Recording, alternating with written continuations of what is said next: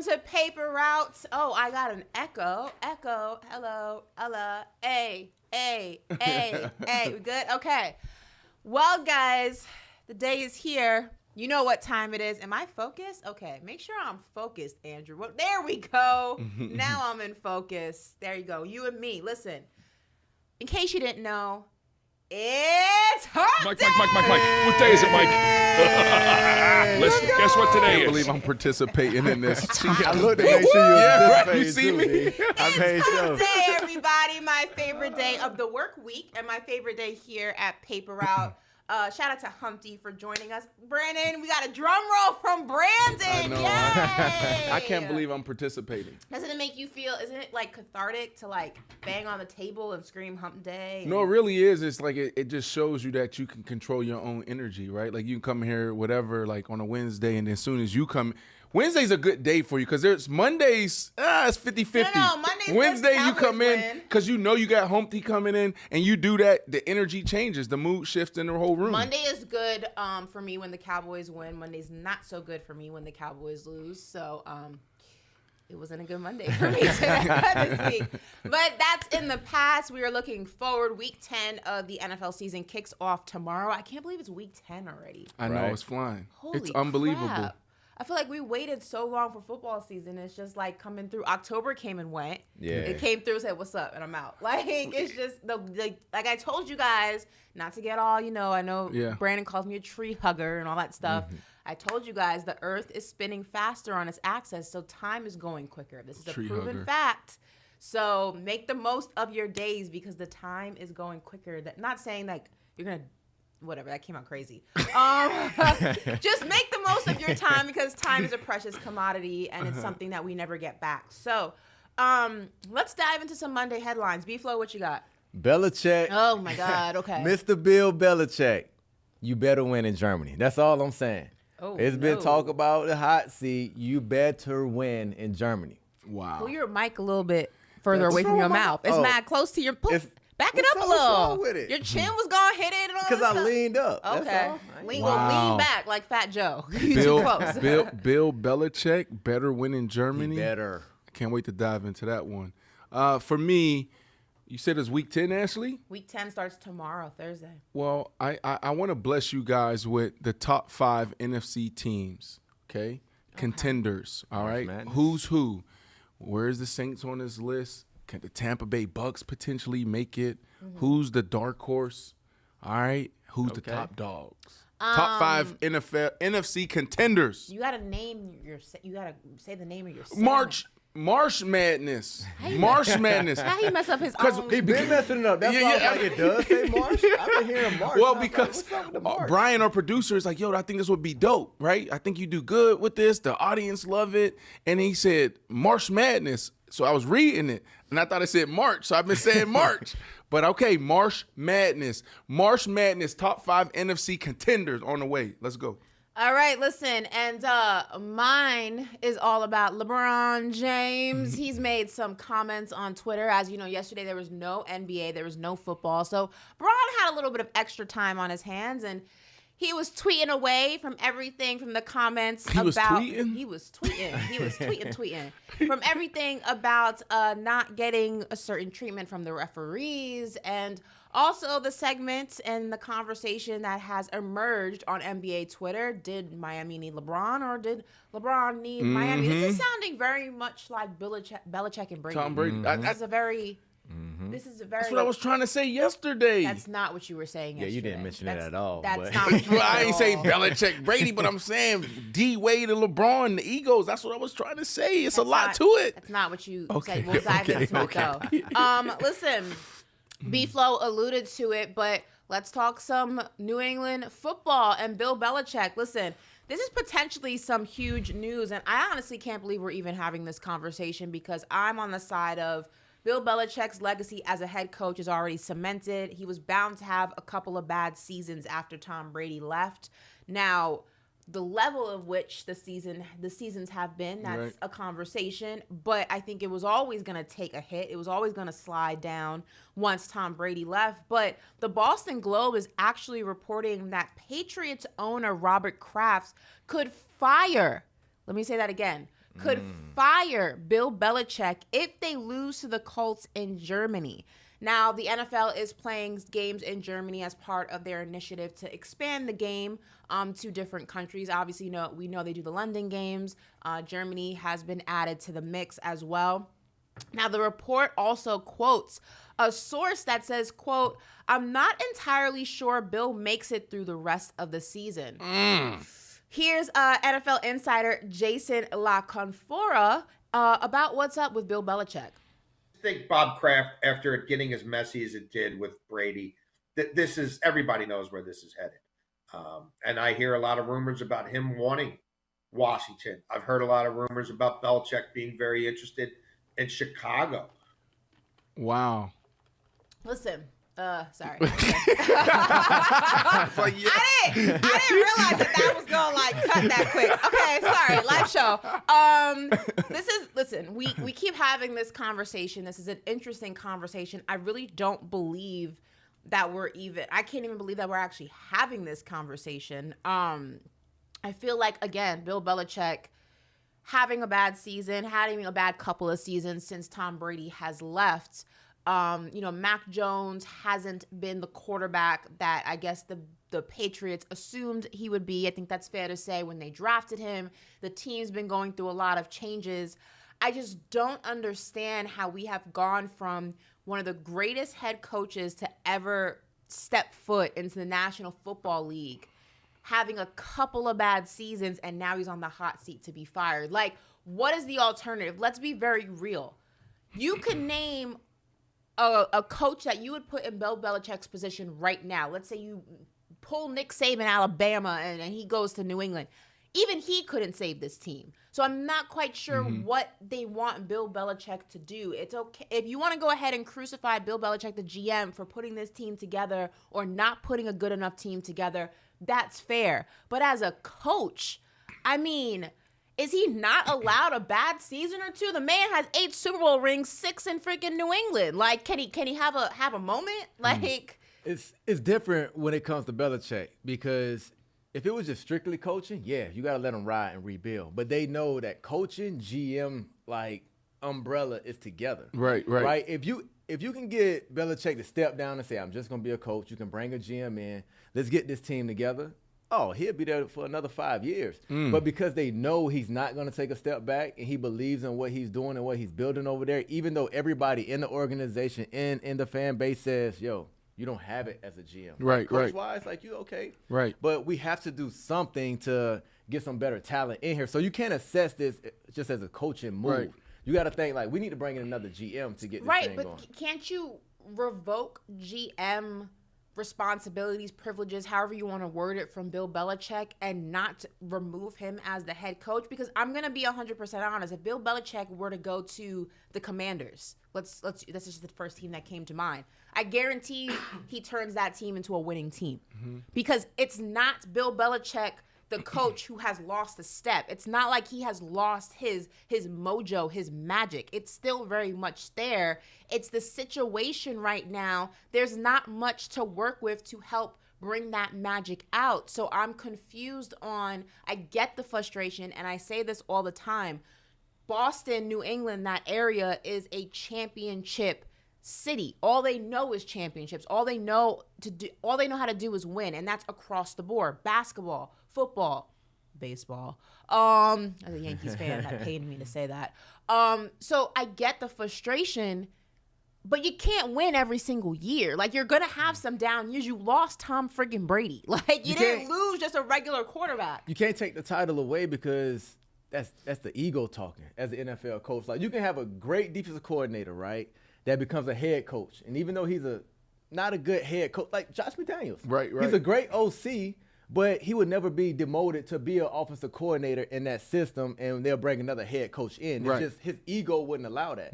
I feel Bill Belichick is the same way. If you take him out of the GM role, he's not going to like it. Now it's somebody almost building his team for him, and he's not having a say-so. So I can't see him taking a backseat. Don't give him full GM responsibilities, but I think that Bill Belichick has earned the right to have his voice heard in those conversations still. Maybe not to, pull the trigger and be the final deciding vote on who you get, who you don't get, But I don't think you need to. You can still use his insight and his mind. I can see Belichick saying, "If I'm not the final vote, I'm out." Do we know how Robert Kraft got to this position of owning the Patriots?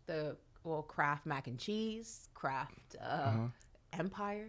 No, That's all I can think of. Kraft mac and cheese. What else is there? No, he married into the money. Yes. No, he married into it. His wife had the bread. Yes, so his wife that's no longer here, rest in peace. Their family had the money. Okay, he married into it. Boom, they buy the team. He runs the team. So, but his last name is Kraft. Doesn't matter. Look it up. He married into money. He wasn't part of the Kraft fortune before he met his wife. He married into money. Okay, so he took her last name. Look it up. So okay. I'm saying all that because you think about like a Jerry Jones, you think about a Shad Khan, some of these owners that, built fortunes from nothing. Even Al Davis. Al Davis was interesting how he got the Raiders. But I'm bringing this up because I'm like, all right, what moves did he make in business? Big business. I don't. Maybe just hiring Bill Belichick. That's it. You're lucky. You hired Bill Belichick. You struck gold as soon as you hired Bill Belichick. In business, you really didn't. I mean, you married into the money. Kraft had some Look bread. It up. Look it up. I'm reading it. Keep reading. I am reading it. I'm literally reading it. Okay. You want me to pause while you get the backstory of how they got to the backstory? Basically, he married into money, but he had money. He had already established the Kraft Group. He had already. You gotta come on. I'm reading it. Kraft started the company out of a hunch. He also had bought a television company, the New England Television Corporation, which gained control. What year was that? See, what year? 1982. And what year did he get married? He got married in 1963. Right. So what I'm saying is his wife put him in position. Okay. I get what you're saying. His wife put him in position. He didn't come from, he didn't build it from the bottom. He made some savvy moves. I would say, I'm saying all to say this, Bill Belichick was his greatest move he made in business. And this would be his worst move if he let Bill Belichick go. Because the alternative is you're going to be just like 90% of every other team that every 2 to 3 years you're going to be firing and hiring. Bill Belichick still has it, right? The only question that none of us can answer, the only question out there is he still relatable in the locker room? Does he still have the respect? Because this is now the NIL, the name, image, likeness movement where these kids are coming in and they don't really give a damn about the history. They don't care about the past. And we'll talk about a little bit of that later in the show when we talk about the Deion Sanders. But Bill Belichick, if he fires him, it'll be bad because he needs Bill Belichick. What they need is a quarterback. And then also would be bad business move because Bill Belichick, I guarantee you, he has a market. What does that mean? There'll probably be 2 or 3 teams, maybe even more, lined up to trade for Bill Belichick. So why, if they go out to Germany and they lose this game, would you fire him when you can hold on to him, get to the offseason, and probably get 1 or 2 first-round picks for him? Think about it. Sean Payton went for a first-round pick. Bill Belichick was he for the Jets. He went and got him for the first-round pick. Bill Parcells, and there may be 1 or 2 other coaches that went for a number 1 overall pick, or if not even more. So it'd be a bad business decision for Mr. Kraft if he goes out there and fires him. I agree with you. Bill Belichick has earned too much respect throughout the league to get fired mid-season, right? I don't care if they was 0 for right now. You can't fire him mid-season. But I will say this. If Robert Kraft get rid of him, it's just not these past seasons that he's feeling like, right, I'm ready to walk away from Bill Belichick. You remember for the last couple years, Brady was there. Belichick was trying to get rid of him. That's Robert right. Kraft was like, yo, I'm not getting rid of him. So they were butting heads before. That's right. Brady goes to Tampa and wins a ring. While their franchise is going down, Brady is still elite. So he's looking at Belichick 2 to 3 years prior to what we're seeing now. It's like, yo, like, everything you're talking about and what you wanted to do, can you see that it wasn't going to be promising for our franchise? So now Brady leaves, and now the franchise continuing to go down. I think he see the right. Do you think that he holds resentment towards Belichick for forcing Brady out? Probably. 100%. Because, 100%. I mean, it's safe to say, I remember when this went down and Brady and the reports started circulating that Belichick and Brady were kind of bumping heads a little bit. That was one of the catalysts for Brady just leaving and wanting out, and because he felt disrespected in so many ways by the organization that he helped build. I mean, obviously it existed before him, but he took it and made it the Patriots. So do you think there's a level of resentment from Kraft and Belichick, like, you're the reason why we didn't win a couple more? Absolutely, because in business you got to make hard decisions, right? And you brought this up yesterday. Bill Belichick so many times was laughed at and called dumb because he was letting go a Seymour or Wilfork or Randy Moss a year or two before most people would, right? But then when you look back in retrospect, it's like, oh, he's a genius. So now we're looking at it as, oh, that's the model, right? So, of course, there's resentment there. There's egos involved. There's relationships involved. And so I can see that, but at the end of the day, this is the model that you guys had in place for a very long time. The problem in New England is this. Y'all struck gold. All three of y'all coming together was magical in the way you did. Mm-hmm. Bill Belichick was with the Jets. Bill Belichick was walking into a press conference, and then on a napkin said, I resign. And then he gets traded to New England. Kraft comes in. Genius move, Mr. Kraft. That was a really good move. Maybe your best move ever in business, okay? Bill Belichick comes in. Bill Belichick goes out there. He inherits Bledsoe, I believe. Then he goes out and draft Tom Brady in the 6th round. So now you have a owner, this is where he's really good at. Hey, I'm going to let my football guys do football things. So you have a really good owner that just gives you everything you need and gets out the way. Then you have a head coach be ahead of his time, being a general manager, okay? He's a general manager. He's the head coach, and he's implementing a really amazing structure, culture. And then you have Tom Brady sitting on the bench. The problem is that for 20 years, they went out there and did something that's never been done in any other, maybe if we look globally. But what other stories? There's a couple stories. I'm not even going to get into that. But you got to think about what they did for 20 years. And so now there's no Tom Brady, and now you're just like everybody else, and now y'all are panicking. No, this is the reality when you don't have Tom Brady. I think it's a little different than that. I think go ahead, Ash. Well, real quick, I mean, I think that it's important to note, it seems that all three parties involved have whatever disagreements and resentment that was there. I mean, since then, they have all been in the same place multiple times. It seems to be all love, respect, and copaceticness, if you will. And I'm not discrediting. Let me not cut you off, but this is fact. I've been around New England Patriots players. I've been around New England Patriots personnel, coaches, ex-coaches, and there's real beef. There was real beef, absolutely, and still, absolutely.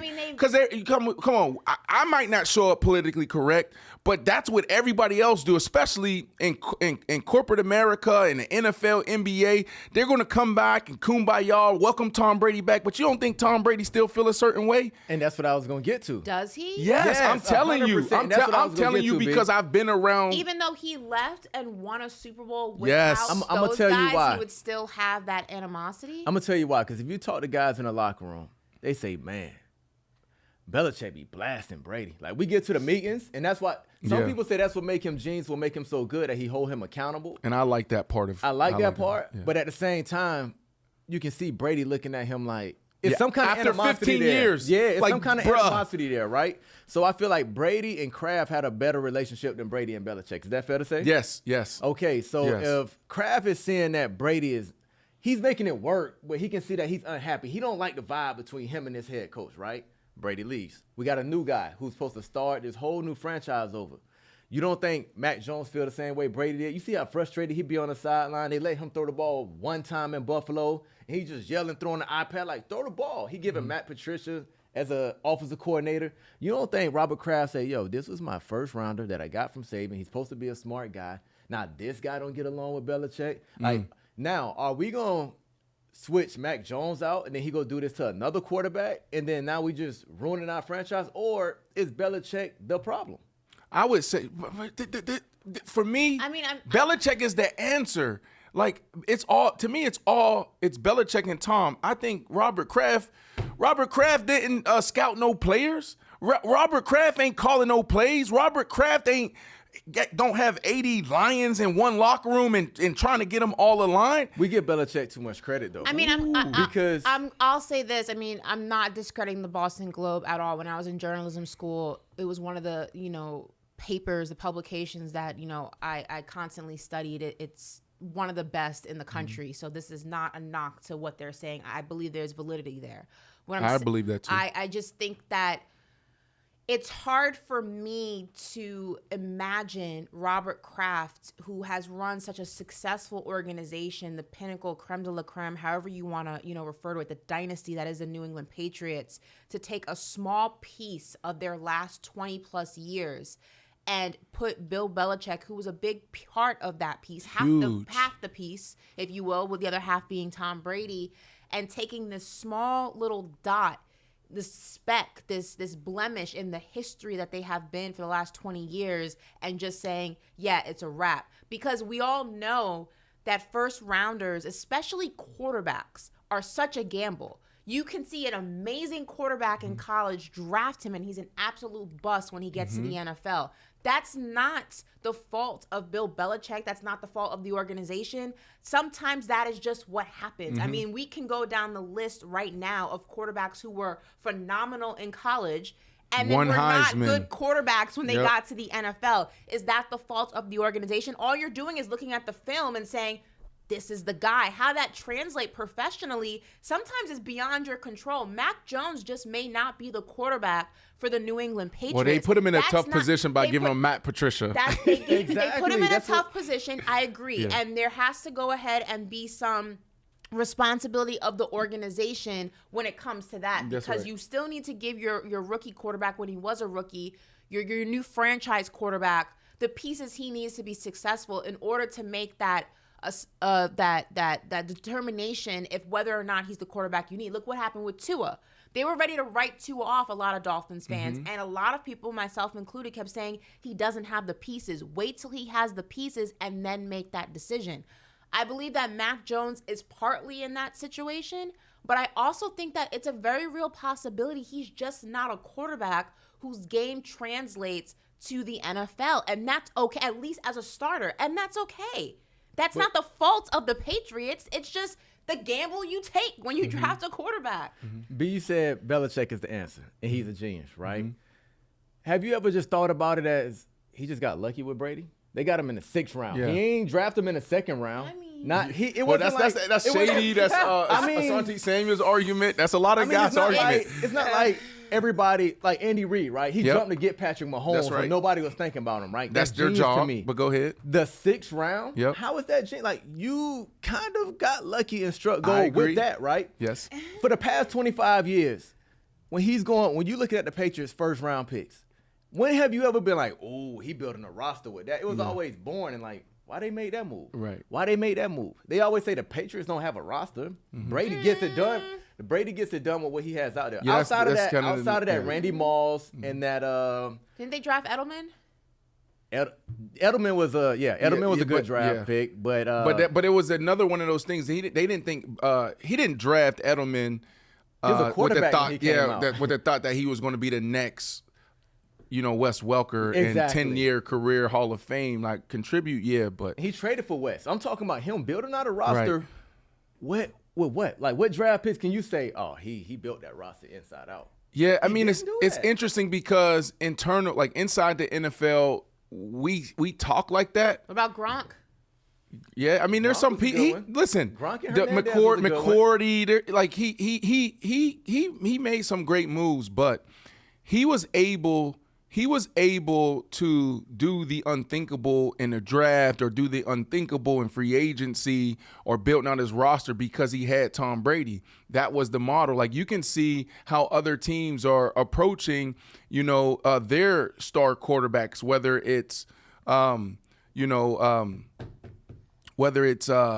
Patrick Mahomes and Andy Reid, looking at like, okay, when other guys are up, what do we do? Well, all you got to do is look at the history of the Patriots and see the moves that they made. And then there's like one or two other examples of where you have some young quarterbacks, and it's like we're going to build around them because you don't have to go chase certain things. But yes, he is a genius, and this is why I say he's a genius. And we've had this discussion for the last couple of years, and to me, when it just comes down to the Tom Brady and Bill Belichick, I say 50-50. But if I had to lean towards one, I would lean towards the coach, because the coach, bro, like he's running an entire organization. Like we were having this conversation the other day about business, right? And you was like, yeah, B, now you probably look at some of your coaches and be like, damn, I feel bad. I put so much pressure on you, how we were acting and treating. Like, there's so much on the coach, bro. The coach is the one that got to build out a 53-man roster. The coach is the one that got to implement the philosophy on defense, offense, special teams, create that culture, pass it to the players that then can take it and push it to a whole nother level. I just think that coach has so much more on their plate than a quarterback or any other player. Now, did they need each other? Absolutely. But if I had to lean towards one or the other, I'm leaning towards Bill Belichick. Well, we're going to see what happens with Bill Belichick, the Patriots, and all parties involved. As I said, Week 10 kicks off tomorrow, Thursday Night Football, and the New England Patriots will face off against the Indianapolis Colts in Germany. And we may or may not have a story after that game, depending on the outcome. We shall see. But we're going to switch gears right now and dive into some NBA and talk LeBron James. Because like I said, yesterday there was no NBA or NFL. So LeBron had some time on his hands. And he took to Twitter to address several topics circulating the NBA circuit, all involving him. Now, yesterday we had a conversation about D. Wade's comments and the post-game comments that LeBron was asked after the Lakers took on the Miami Heat. And he said, look, I would have been the same player without Miami, but I had to come to Miami to win some chips because I couldn't do it in Cleveland. And that started a conversation. But also starting a conversation is the fact that the 2-minute report, as the NBA likes to put out, noted that several missed calls on LeBron James had transpired during the Lakers Heat game. And LeBron had some things to say about that. But moving on to what Gilbert Arenas talked about on his podcast recently, he chimed in on all things LeBron James and basically debunked the idea of Heat culture. Listen to this. Heat culture should look like Golden State culture. Why should it? And then it wouldn't be Heat culture. Because it would be Golden State culture. No, what I'm saying is they drafted those players and built them. Right? You're pretending you're building these players because before LeBron got there, first round loss. It says 15-67, first round loss, first round loss, first round loss. Then LeBron and the crew came, and then they went to the championship, and then they won a championship, and then they won a championship, and then they went to the championship. LeBron left. Wade and the Heat culture and Bosh is still there. No playoffs. Where was did he take the Heat culture with him?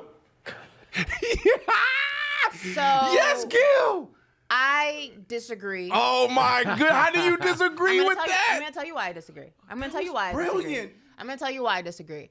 Because he foregoed a lot of facts there. One, Chris Bosh had blood clots, forced him to retire. D. Wade leaves, then comes back. Remember, he was beefing with Pat Riley, and Pat Riley, I think it was over like $7 million.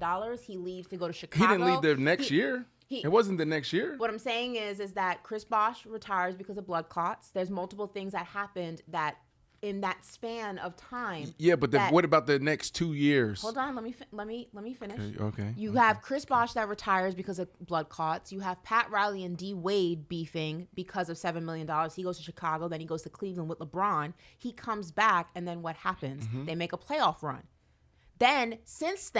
Since LeBron has left, the Miami Heat have been to 3 Eastern Conference Finals, 2 NBA Finals. So this is not a team that has been in the dark ages since he has left. There was a period of time when, yes, they went through a little bit of rough patch, but just like we're talking about with the New England Patriots, it was bound to happen when one of the greatest players to ever play the game leaves, and now the whole situation of the big three is dismantled. I believe Chris Bosh never goes ahead and gets blood clots and is forced to retire. D. Wade never leaves. LeBron stays. They could possibly win 2 more. But that's not what happened. But let's not act like the Heat culture is this imaginary thing, because it's very real for a multitude of reasons. One, it has been proven time and time again they have the toughest conditioning program in the NBA. Shaq will tell you that. LeBron will tell you that. D. Wade will tell you that. Guys who have failed that conditioning test will tell you that.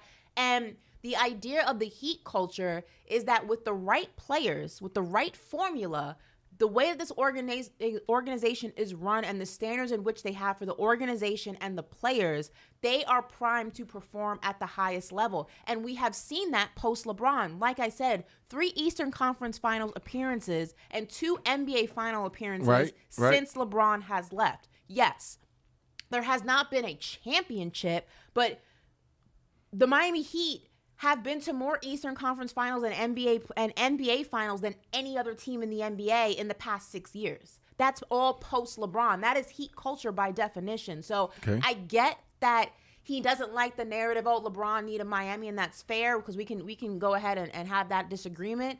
But Gil, I got to push back on that. Heat culture is very real, and it's been proven post-LeBron. Right. This is what I'll say.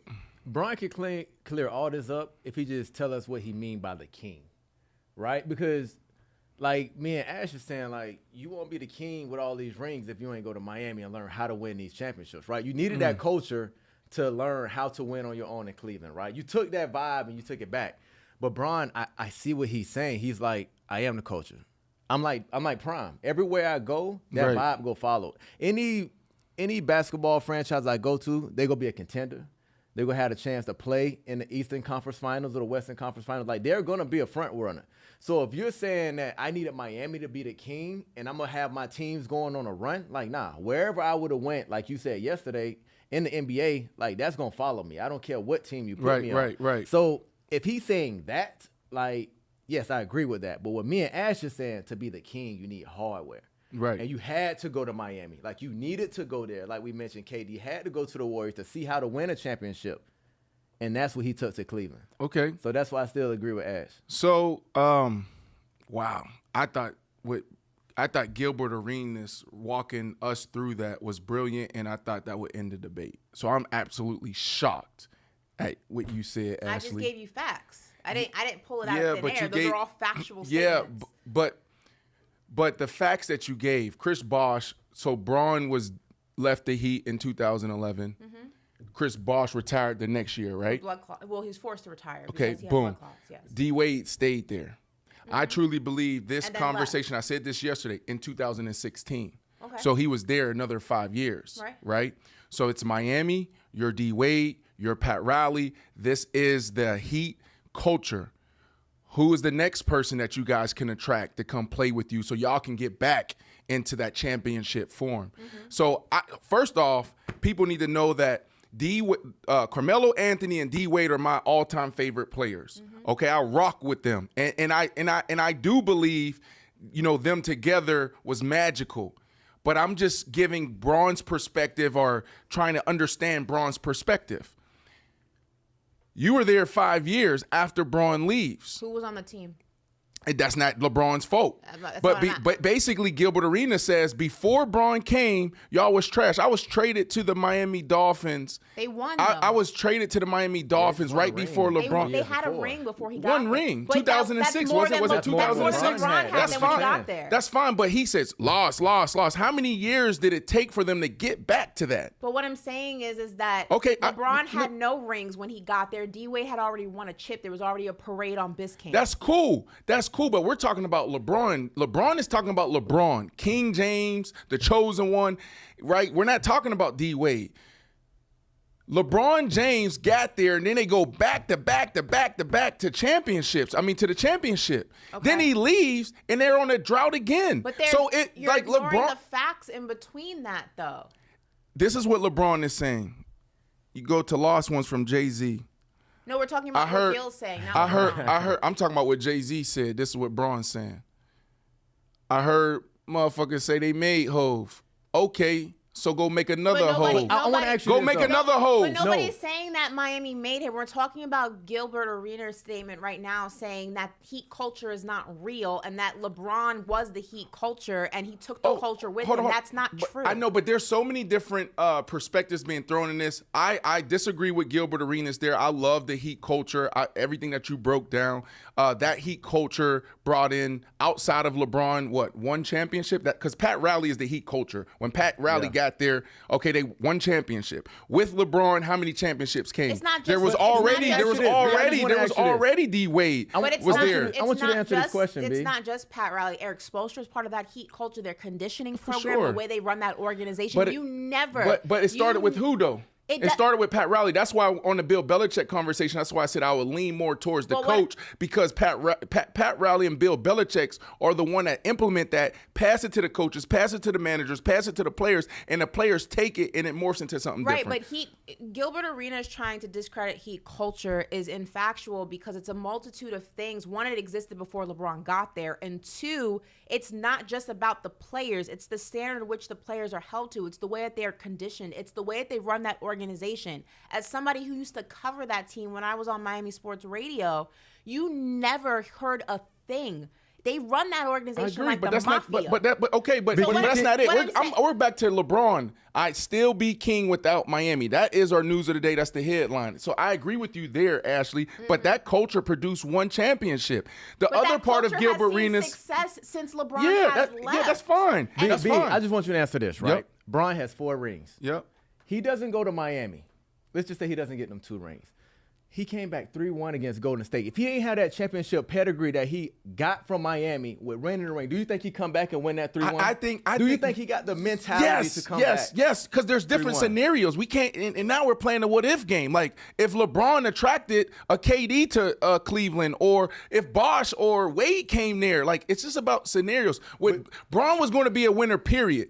The only question is it 4 rings? Is it 5? Is it 3? Is it 2? LeBron was out there by himself. I understand that, but with all the pressure. We're playing the what-if game, though, because we don't know if LeBron doesn't go to Miami, where does he go? And if he does go there, does he win rings? We can't can't go into the past and change the trajectory of his career. But we do know this, right, Ashley? We do know that he was the biggest prospect ever to come into the NBA. But is that correct? Yes, but nobody's arguing that he wouldn't be one of the greatest players to play the game without Miami. That would still be the case. Okay, so we do know that. Is it also fair to say that what he did in Cleveland by himself with that roster was phenomenal? It was phenomenal. Yes. Okay, cool. And is it also fair to say in his 20th year, at 37 years of age, he averaged 35 minutes and averaged 25 points. It's phenomenal. Is that phenomenal? It's phenomenal. Okay, so LeBron was going to be LeBron. The king was going to be the king with Miami or without Miami. Nobody's arguing that, though. If it had to get done in Cleveland, attracting players, or if he had to go to Golden State, if he had to go to New York, he needed a better system around him. But nobody's arguing whether or not we're not arguing whether or not he would have been one of the greatest players to play the game without his 2 rings in Miami. I don't think you can even begin to say that he wouldn't be. Everything he's accomplished since then, after Miami, he still would have been one of the greatest to ever do it. He took Cleveland before going to Miami to the finals by himself, to the Eastern Conference Finals by himself. We're not arguing that. He'd still be one of the greatest players to ever play the game. But when we start talking hardware and we start talking about the Jordans and the Kobes and the Tim Duncans and those guys, would he be in those conversations without Miami? We don't know, because we can't go back in time and change the trajectory of his career. But people are saying that a chunk of LeBron's legacy is elevated because of those 2 rings in Miami, because he has 4. For sure. And I heard like Stephen A. Smith talking about, if it wasn't for Allen Iverson, he wouldn't be in this position today. 100%. The people that comes along, right, come along during a journey helps you get there, right? And so I tried to say this yesterday. I feel like if I'm LeBron James and I'm hearing this narrative year after year, and D Wade do a recent, and I don't think it was malicious or anything, D Wade do another podcast a couple of weeks ago, and he's like, yeah, like LeBron, he needed me. Like, think if you're the king, if you've been called the chosen one since you were a baby and you're hearing, I needed you. I was the chosen one. I'm the king. A lot of this stuff is political when we go out there and be like, yeah, man, that's my dog, this, that, but. Like, you trying not to rock the boat. But then eventually you're human. You break, like, hold on. I think that's what LeBron is doing right now. It's like, hold on, everybody. I was the chosen one. Do y'all not remember what y'all coined me? What I coined myself when I was in middle school? I'm him. Right. And so, yes, you know what I'm saying? Like, he needed D Wade and he needed Pat Riley, but also he could have won 4 or 5 if he had Phil Jackson. He could have won 4 or 5 if he had a better situation. You know what I'm saying? I think that's what LeBron is saying, is like, I don't think it's about this. I think it's about I just need a better surrounding around I think it's about, and y'all brought it up earlier, Tom Brady, Bill Belichick. I think it's more of that type of thing going on than it is just us debating all these other things. I think he's upset about Pat Riley and everybody else saying D-Wade. But even with the Tom Brady situation, we've had this conversation on the show, and we say if Tom Brady goes to the Giants, does he win Super Bowls? Yeah, probably. Does he win as many as he did with Bill Belichick? Probably not. There's nothing wrong with acknowledging that a system helped make you or helped elevate your career. I don't think anybody in their right mind could say LeBron would not be the same player without Miami. Ashley, what we've been debating for years is LeBron is not clutch. LeBron is not a winner. I think that's been sports talk. That's been sports talk. Well, not you. I'm talking about sports talk. Nobody in their right mind would say that. Ashley, you haven't heard that. I'm saying you're hearing from my mouth. But have you heard that narrative though? I probably heard it and just didn't and let it go through one ear out the other because it's crazy. All I'm simply saying is that LeBron as the player, LeBron the individual, was gonna be goated with or without Miami. I feel like you cannot argue that. All I think people are talking about is his career is elevated to a different tier of player because of what had transpired in Miami. That began the trajectory of the GOAT that is, or the higher GOAT, if you will, that is LeBron James, because then what followed was Cleveland, then the Lakers, and it's 4 championship rings. But the two don't have to go together. He was going to be a GOAT regardless. But think about what you just said, though. He's in a different tier of GOAT because of what transpired in Miami. Cleveland, Miami, Cleveland, LA. Cleveland couldn't get it done with not a trash roster, but it wasn't elite, okay? And then you go to Miami, you win.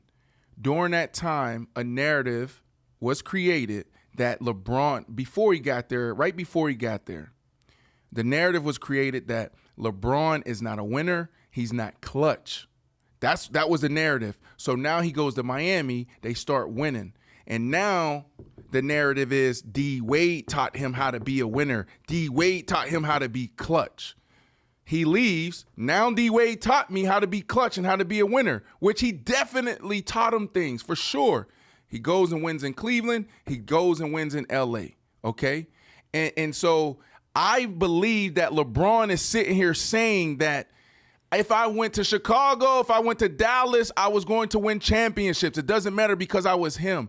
But what's wrong with this goes back to what Gilbert Arenas is saying that I disagree with about Heat culture. What is wrong with acknowledging that a system took your greatness that you had already possessed? Nobody is saying Miami created LeBron. That would be crazy. But Heat culture and what that means and what that produces, and we have seen that post LeBron. Yes, it hasn't resulted in a championship, but Miami post LeBron has been successful. Again, 3 Eastern They ain't been back to the championship. 3 Eastern Conference Finals, 2 NBA Finals, the most of any team in the last 6 years, Brandon. But that's a big deal. They won with Braun. Did they win with Braun? Have the Lakers won since the bubble? But it's not a big. But that's what I'm saying. That is still a level of success, and they have done that with what some people may say not a superstar team. Remember, a lot of the guys on the Miami Heat go undrafted. They're deep picks that guys get from the G League, and that's why they ain't got no ring since. But that is what the Heat culture is. They have done that without a superstar. Listen, essentially, we're saying the same thing. Not saying the same thing, but I just feel like LeBron it's hitting his ego a little deeper. Meaning, we know we all need people. We know it's a team effort. You know, you need general manager, you need support, you need all of that. But the way I would receive the narrative, or if I'm LeBron, is that like y'all are telling me I'm not him. I'm not gonna be honest. Before we get to Deion, right? Because we got to get to Deion. I shouldn't be a judge. You done persuaded me, B. I'm all the way on you and Gilbert's side when it comes to now I see what they saying. And Bron is saying. So you don't think heat culture is a real thing? No, it's a real thing. We're not saying they're not saying that. No, They're not Gilbert saying Arenas specifically said that heat culture is not real. What Gilbert was saying you could was, insert I disagree with that though. I disagree with that. And then it would exist the I same way disagree if with LeBron that. I was think on the team. I disagree with Gilbert Arenas. So said. then how do you agree with what he's saying? We're talking about LeBron. I be the king without king. Miami. No. I'm referring to Gilbert Arenas specifically saying that culture is not real because if you put a different team in front of the word culture and LeBron's on that team, he is the culture. I think that discredits everything that the Miami Heat do and what they stand for, and I think that's not fair. And it's not factual. He said, I didn't read the whole thing, but it's right here. It says, I still be the king without Miami. Gilbert is saying that Miami. We ain't talking about Gilbert. No, but you guys just said that you agreed with him. And this is what I say. Gilbert's saying the culture is gonna follow LeBron everywhere. But like it's it follow not. Prime. But the culture exists in Miami without LeBron, though. So I don't understand how you agree with that. Yes, he went to a great culture, but everywhere he goes, the culture is going to follow. Okay, but those are two separate things. Heat culture is real, and LeBron's his own culture, but heat culture exists post LeBron and existed pre LeBron. If you're Alabama, who's more of a winner, the Heat or the LeBron? Are we talking teams? Are we talking teams? Are we talking? I don't understand how we can discredit something that we have visually seen. I'm just saying. I would say LeBron. How many championships has he been to? Eastern Conference or the finals? Like, he is a winner. Okay, and Miami has been to them without LeBron, and they haven't. Jordan was getting his ass kicked in the East, right? And what happened? Then Scottie came. Other people came, right?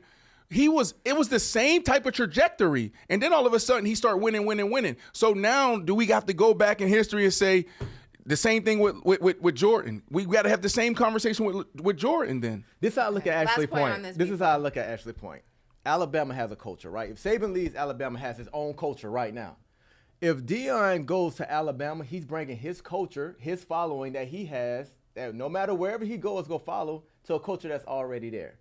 Right? Does that make sense? Like, LeBron can have his own culture, and the Heat can have their own culture. Okay, but just to end this discussion, I mean, I see what Miami you're saying. Miami has been to the finals 2 out of the last 4 seasons. When was the last time the Lakers went to the finals? LeBron's there now, right? What saying is the culture. LeBron's there now, though, right? They're a winner. Yes, they are. He's there now, right? So if LeBron and Gilbert's point, if Lebron is the culture, then the Lakers should have been in the finals. But with Gilbert, listen, can we run this back before we move on? One more time. Can we run Gilbert's video back? Like, I just think you realize Bron's like 4-10 or something like that in the finals, right? Yeah, that's right. Matter. That's right. But that's right. That contradicts his point. Whose point? Gilbert's point. No, Gilbert's point is before there was how many years went by after 2006 finals where the Heat won it, where they were bums, okay? Insert LeBron, okay? Bosh. They go to the championship. They go to the finals how many times? Miami won a championship before LeBron. Once. And after LeBron, they have been to the finals the last 4 seasons, 3 Eastern Conference finals. Ashley, what have the Lakers done Ashley, since 2000. 2020? We're talking about 13 years have gone by. 2011 is we're going into 2024. You realize LeBron has a losing record in the finals. See, this is what Ashley did. LeBron she tried to take the small sample size of the last 4 years. But look at the last. But can we look at post LeBron from 2011 to 2023? You're just looking at the last 3 years. LeBron. Okay, and they're just now getting back there. It's been 6 years, and they've been in the conference finals or the finals. It hasn't been 6 years. He left in 2011, right? I'm saying in the last 6 years, the Miami Heat have been to more Eastern Conference finals and NBA finals than any other team in the NBA. That's cool. That's cool. What are we arguing? And LeBron won twice. So LeBron, that's fine. LeBron has post Miami, LeBron won 2 championships. The Heat won 0. LeBron has a losing record in the finals. You realize that, but right? would you take a losing record or would you take 2? It's not his fault. I'm not arguing. Again, I'm not. It's what? It's not his fault that he doesn't get there. I mean, if you go to the finals as many times as he went, like you might I'm have sorry. a losing record. I keep saying 2011 is when he got there. 2014 was his last season, so I got to correct myself. Okay, so 2014 so 9 years. Now. 9 years. And last 6 years, they've been in the Eastern Conference Finals or the NBA Finals. And how many championships do they have? That's 7, 8, 9. Isn't it all about? Isn't it all about the ring though? That's what we said in the hardware. But that's only 3 years of losing. This argument doesn't make any sense. And LeBron won too. LeBron won too. Okay.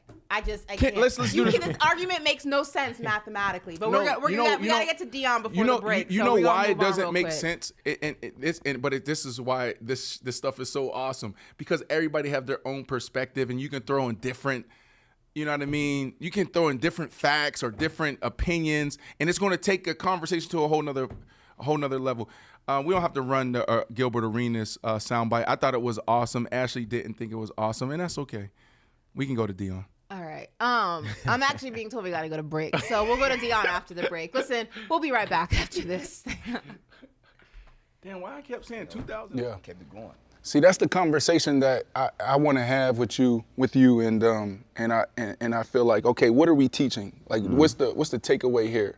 And we're in this space now, new media, this watershedding moment where, I don't have to go to ESPN. I don't have to go to FS1. I can own my own content. I can distribute my own content on these other platforms, right?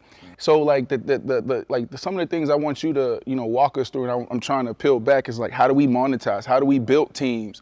Because, like, we need to hear that, because not everybody know how to run their own business. Yeah, man. Well, to be honest, like I tell everybody, and this ain't, and I'm definitely not religious. I just believe. Just reading the word, all the game I've learned was in the Bible. Right. Just being real. Which everybody know I believe in Jesus, but even though a person don't believe in Jesus, his system was key. He taught everybody around him. He was really giving them game. So when he not around. So what I did with people around me, I used everybody around me. My first pieces of content was me and my sons, me and my brother, me and my baby mamas. Whatever was around me, I believe God's so fair. He's not finna put your blessing all the way in China. It's always around you. So a country boy, I always looked at what was around me because I couldn't get to the city. So my first pieces of content, I tell everybody in the content game, use everything around you first and build out from there. Because what happens is they try to go, let me go get this good apple off this tree. Let me go get this, and I'm finna have, but when you build from the inside, and those people around you gonna learn. You're going to make some mistakes along the way, but they going to learn, and now they become valuable in the game. So I used to study big companies, and they all do that. Everybody around me do something. My baby mama's in the skits. Those your baby mamas? Them are real baby mamas. And everybody be like, oh, he spent a lot of money on child support. But listen, I could put up 5 skits with them and make me a dub. You know what I'm saying? Make $20,000. So they really paying themselves. Oh, everybody. My son helped me build a business. My son Tony was in the skits making money. Like, I put my brother I played his character Drill. That's my real brother, T. Yeah. I put my dad in them skits. So the payroll, everything pays itself, because once you become monetized, everything is money. I tell everybody, for example, say, man, if you can cook, if you can do anything, if your grandma know how to cook them turkey legs, get online and film her cooking them turkey legs. Right. And then, but people want too much knowledge before they move. What you mean? They look at something like this and be like, I want mine to look like this before I move. It ain't gonna look like then you're gonna get paralysis. You're gonna be paralyzed in the game. You wanna just move like me. I didn't know people were editing. Cause I'm a country boy, so I was ignorant. So I thought everything on TV, I didn't know nothing about editing. So when I taught myself how to keep people's attention online, without editing. Right. I just did it. So when I got to Atlanta, I seen everybody was editing and cutting. I said, oh, I taught myself a skill. If I would have tried to get too much knowledge, I would have knew they were editing. So I would have taught myself a special skill on accident. It's like Kyrie Irving learned how to do that because they say he had a raggedy goal. Mm-hmm. If he would have had a fixed goal, he would have never been able to. Right. So people should just do it and don't be scared to suck. Right. and get good. Yeah. Came up from the mud, it's like I walk around with a shoe stain. Uncle gave me fire when we kicked it, he was Luke Kane. Remember we was struggling for it, didn't need it, loose change. Now the money never stopped, and I feel like I'm Bruce Wayne. Both of you wrong with my No, you points. did not. I did. Are we live? Math always wins, guys. Welcome back to the show, everybody. If you were wondering, yes, we were still talking about this in the break. This is what basketball conversations. I might like basketball more than football now. For real, I've been telling Ashley, football king. We're going to talk more football than basketball. Yo, we might need to switch it up. What you think, Ash? I mean, I've been trying to tell Look, you. you hear BC in the back clapping? I've been trying to tell you that NBA is where it's Football's no longer king. It's all about the NBA. Period. I just think there are more storylines in the NBA than the NFL. Is that fair? Now you're going too No, far. because You're going too far. Time out. I think that in the NFL, in the NFL, there's like a certain amount of teams that are constantly in the news circuit and they're constantly the storylines and we're all this. But I feel like in the NBA, there's so many storylines across the league that like you could talk about one team each day of the week and have a new story. Like I just feel like the NFL is like particular teams. You're always talking about the Chiefs and the Patriots and the Cowboys. You don't really talk about like the Colts normally. Right. No one's talking about the Vikings. Like you know what I NFL mean? is Like teams, the NBA are players. You might be. I need some time to digest that. What did he say? Teams and players in the NBA, there are storylines surrounding them. And what did you say? That's what he said. Yeah, Oh. NFL are more teams when you talk about it. NBA is more like players. You can talk about teams, but it's like star-driven players. Some more drama in the NBA, basically what you're saying. They're messier. They're NBA messy. players are messier. They're messy. Well, speaking of messy, we got Brandon Marshall here. We got Brandon Flowers here. I'm Ashley Nicole Moss. Welcome back to Paper Out if you're listening on Sirius XM Faction Talk. Cam Newton hit me 103. Go. We thank you so much. And if you're watching on YouTube, hi guys. Happy hump day. You have something you want to say? No, I was about to be toxic. Okay. I don't need to be You're toxic. gonna be messy. We're not gonna be messy. I'm healing. We're gonna talk some Deion Sanders right now, and Prime was on the Dan Patrick show recently. That was a tongue twister. Prime Time was on the Dan Patrick show recently, and he was talking about coaching in the NFL, and well, it doesn't sound like he's very interested. Listen to this. I don't think I'm built for the NFL. I don't think, because I appreciate the game so much and I respect the game so much of what the game has consistently done for me for a multitude of years, that when I see a guy getting paid millions and millions of dollars and he has no respect for the game, does not want to excel and exceed expectations in the game, I'm going to have a true problem. So I'm the kind of coach that would go out there with 53 and come back at the halftime with about 32.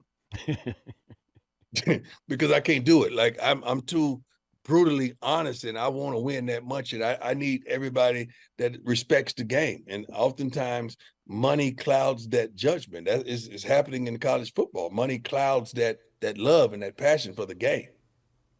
Interesting. There's been a lot of talk since Deion got to Colorado about whether or not he would be leaving in the near future to coach the NFL. As we know, he's already said that his son Shador will be back next season at Colorado, that he is not entering the NFL draft. But he also said he wasn't going to leave JU. I'm just playing Prime. I'm just playing. Eventually, Shador will be entering the draft, and it has asked a lot of questions on whether or not Deion will make that leap to the NFL with him. So right now, it's a no, but things change. Yeah, things change. And we will wait and see. So, B-Flow, I'll start with you because you're heavy into college football. I mean, what Deion's doing right now is great. I know Colorado's been a little bit of a rough patch since their, Cinderella start to the season. But do you believe that he has the demeanor, rather, to be an NFL coach, or is college kind of where he's at? College is his thing because in college he can control the college athletes, right? If you tell them to do something, they're going to do it or they're gone. You don't have that leisure in the NFL. In the NFL, the players are almost, other than like 5 teams, right? They're almost more important than the head coach, right? The coach can't come to you and say, I'll put myself in this example. We had a head coach that was a drill sergeant, right? That came after a player's coach. He said, we're going to start conditioning like college after practice, right? We run the 100s. And like vets, like myself, was like, yo, I ain't running. Like, what you mean we're about to run like we're in college? And he was like, what you mean you're not running? We literally said, we're not running. We don't understand what you mean asking us this question. So, like, what y'all gonna do? Sit to the side? Well, sit to the side and the rest of the team will run. We literally went to the side, sat down, and watched the rest of the team condition. Next day, we still the starters. Nothing happened, right? Right. That can happen to Deion's team. Deion will literally might want to fight these players. You can't get rid of them as a head coach because this is your core players that you need on the team. What do you think Deion will do when you punting the ball on the sideline, right? Because you're frustrated. Like, he can't take that. Right. He can't take that. He need guys that he can motivate and kind of control because, like he said, when you give guys millions of dollars, not saying that we don't love the game or we ain't going to approach the game a certain way, he might not like things that players do. Right. You know, as far as things that they just feel on their own that he can't control. And That's also be like, it's not just how they treat him, it's how they treat his entire staff. Deion, if you watch him on social, he's always bringing everyone in front of the room, especially the women, like our athletic trainers and support team, administrators, and saying, make sure y'all respect them the same way you respect me. Nothing else will be tolerated, right? Anything below that will be tolerated. So I say that because, you know, you had story time. I'll give you a little story time. When I first got in the league, it blew my mind how different the game was and the culture was. I had a drill sergeant in George O'Leary at UCF. Bro, was brutal, and you had to do that because you're like, yo, I have dreams to make it to the NFL. If I don't do what he said, I can lose my scholarship, which now I lose all hope of making it to the next level. So, anyways, I had that, like, very strict. I get to the NFL. First off, legendary coach, Super Bowl winning coach, Mike Shanahan. They're calling him Mike. Yeah. Mike, what are you, Mike? Like, that's how Champ Bailey and those guys and Jake the Snake was like, hey, Mike, what do you think about this play? Mike, you know, no yes sir, no sir, none of that, right? And then we get out to the training, we get out to the field, and this is where support comes in at. We're out there, and Rich Tootin, our head strength and conditioning coach, says, hey, we got 16 100s. Boy, ow, and so many others said, hell no, Toot. We ain't doing that shit, Toot. Hell no. I'm sitting here like, what? Me and Elvis Doomerville sitting there like, what? This how y'all talking to the strength and conditioning coach? Like, what? Yeah. So Deion in that moment will flip out. Ashley, I think that he's in a perfect situation in college. I think he can be successful in the NFL, but it's so, you know, it's year to year. Right, Deion has more control in college, and he'll be able to, you know, get the job done there. When he said go from 53 and come back out with 32, because I was thinking about this as I was driving in, what I thought he was going to say was like slap somebody. Deion is the type of coach, if you try him, I can see Deion slapping someone upside the head, right? And so that's why he needs to stay in college, because Deion don't play.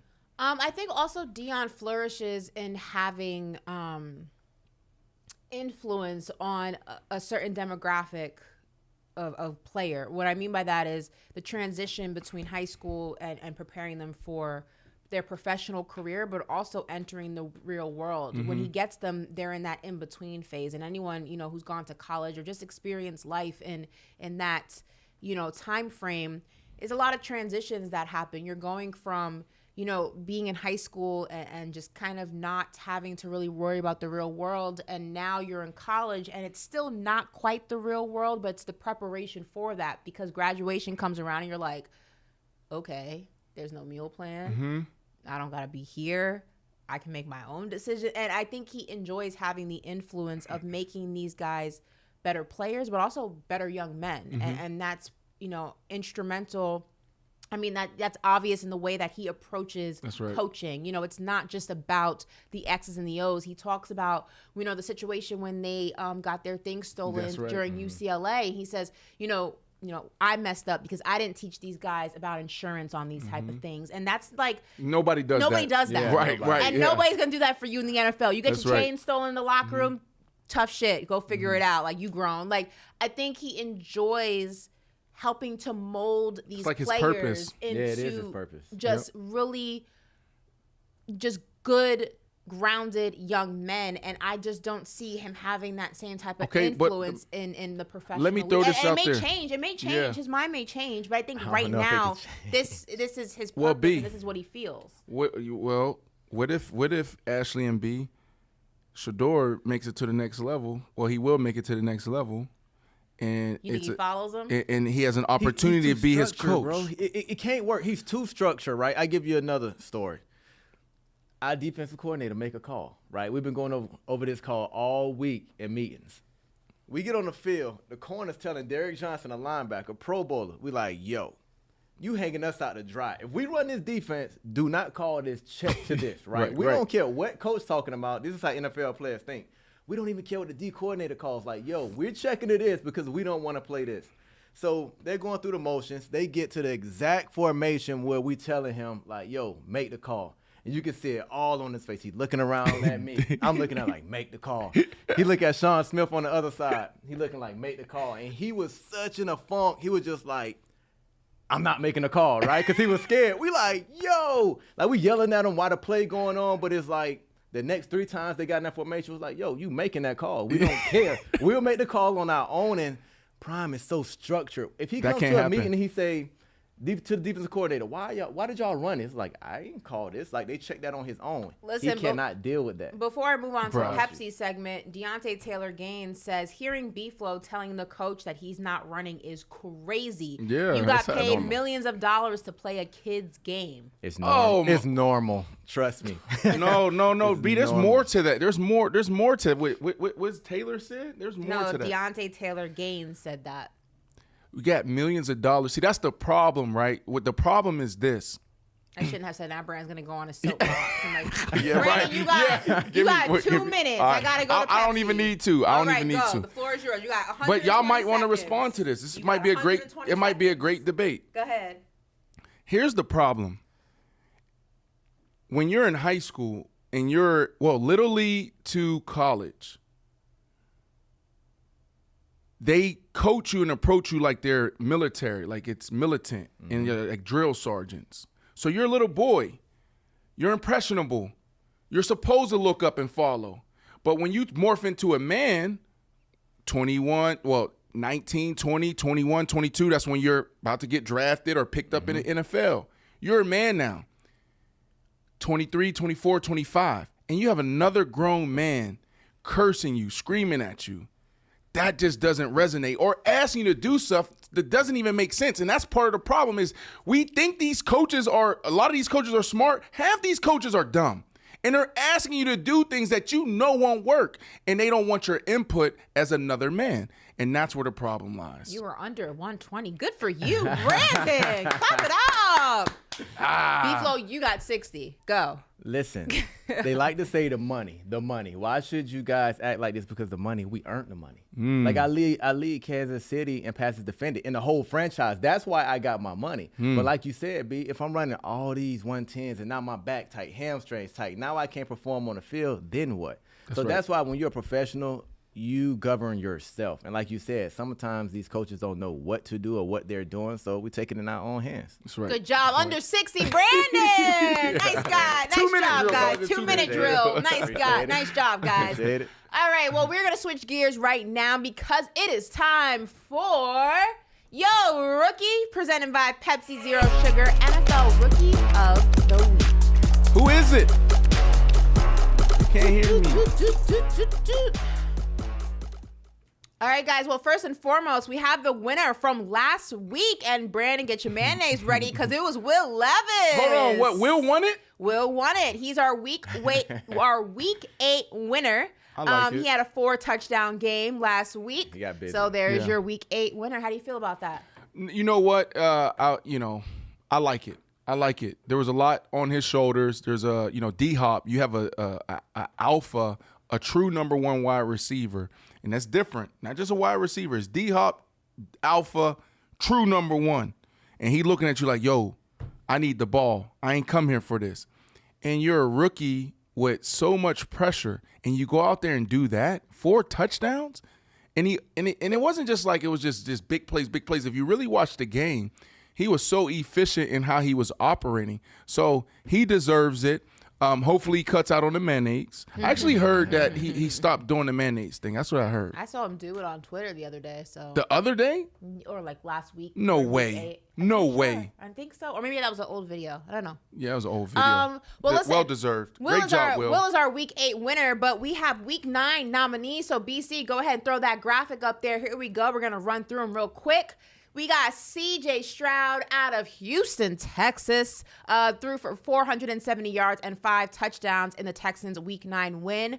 We have Keaton Mitchell, who rushed for 138 yards and 1 touchdown in the Ravens' victory. We have Tank Dell, who we spoke to yesterday. He caught 6 passes for 114 yards and 2 touchdowns in Week 9. We have Buffalo tight end Dalton Kincaid. He caught 10 passes for 81 yards against the Bengals. We have Byron Young out of LA. He recorded 10 tackles, 2 sacks, and 1 forced fumble in Week 8. And lastly, rounding out our 6 nominees, also from LA, but the other team, the Chargers, Darius Davis scored his first career touchdown with an 87-yard punt return on Monday Night Football, and the Chargers got the win against Brandon's Jets. Chill. Now, yesterday we had the privilege of speaking to Tank Dell on the show, and here's what he had to say about his quarterback. That man's special, man. He's a God-fearing man for sure, but just the things he do, you know, like we got like a little group chat, all the receivers and the tight ends, and it'd be like 11 o'clock at night. He's sending videos through that he's been studying throughout the week, like showing us like, you know, we install something like on this play. If we get this look, he'll tell a certain person like, it be ready, you know, if they play like this, cut the route short or something like that. Like he already 10 steps ahead before Sunday even comes. So once he out there, you know, he could just play ball, you know, have fun. Like he ain't got to be out there, you know, nervous or thinking too much. He already did all the hard work throughout the week. So once that time come, he just ready to go. Listen, safe to say, real quick, guys, is CJ already a top 10 QB? Yes. Almost. You got him in the top 10? Yeah, bro. Like we look at the numbers. What did Ashley say? Numbers don't lie. Like if you look at it, bro, I mean, yes, he is. Okay, so who would you take out of even this from a list? mindset standpoint, what he just said, and I said that on yesterday's interview. I'm like, bro, that's what Ryan Fitzpatrick and the Josh McCowns used to do. You know, speak to us throughout the week, 11, 12 at night. Hey, if this situation come up, right, be prepared for this and do this, right? That's offensive coordinators. Those are the Peyton Mannings and the Aaron Rodgers of the world that have that type of liberty to make those type of decisions and lead that type of way. This is next level stuff, bro, for sure. I think he's right outside, like 11, 12-ish. And that's saying something being a rookie, going to Houston, that wasn't a team that was already like developing, ready to win, right? So that speaks to his talent on a whole nother level. But outside of this list, like who do you take off this top 10 list when you go Mahomes, Dak, Tua, Hurts, Lamar, Trevor Lawrence, Joe Burrow, Josh Allen, and Goff? Like who would you put? One more time. All right, so Josh Allen, Mahomes, Dak, Herbert, Tua, Hurts, Lamar, Trevor Lawrence, Joe Burrow, and Goff. Like, who would you take out? See, I think he's right outside that. Goff playing ball, bro. Like, he's playing ball.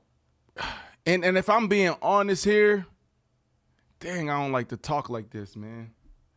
See, I think he's right outside. I want to say, like, because I'm thinking when you say top 10, I'm looking at now because he's top 10 in yards this year. And I was looking at, you know, TDs and interceptions, but I can do that another time. But I'm also thinking about just winning. Bro, Josh Allen, I'm like, but Josh Allen not a top 10 quarterback. You saying he's not a top 10 quarterback. What's the 10 again? I'm just saying you said if you had to. If you're starting a franchise over. I mean, you also got Dax in there. You got some other people. Let me not say that. I don't even want that to go. I don't even want that to go viral. Stop. Go. Who's all the right, top so 10? Josh Allen, Mahomes, not in order. Josh Allen, Mahomes, Dak, Herbert, Tua, Hurts, Goff, Lamar, Trevor Lawrence, and Joe Burrow. Yeah, I think Goff is the only one. Goff has been so solid this But year. I feel like so you can make the efficient. argument to take Goff out and put CJ in. If out of everyone on that You list, can make I feel like argument. that's I say he right the outside only there. Yeah. piece I that say I feel like 11. you could make that conversation with. All right, well, listen. He's 7 in yards, Ashley. TDs, I don't know if he's up there. He's probably not up there in TDs. I'm just saying, out of everyone on that list, I feel like the only is the piece one. that you can play with is Jared He's Goff. fourth in QBR rating. Well, listen, Brandon, if you want to go ahead and make a case for CJ or any of our other Week 9 nominees, voting closes Thursday, so that is tomorrow at 11 a.m. The NFL will announce the Week 9 winner noon on Thursday, so do not forget to vote at NFL.com/voting/rookies. That's NFL.com/voting/rookies. Yes, Brandon. So you know who's fifth after CJ in quarter QBR? You better not say Russell Wilson. Russell Wilson! Russell Wilson! This has been Yo Rookie, presented by Pepsi Zero Sugar NFL Rookie of the Week. Please get me out of here.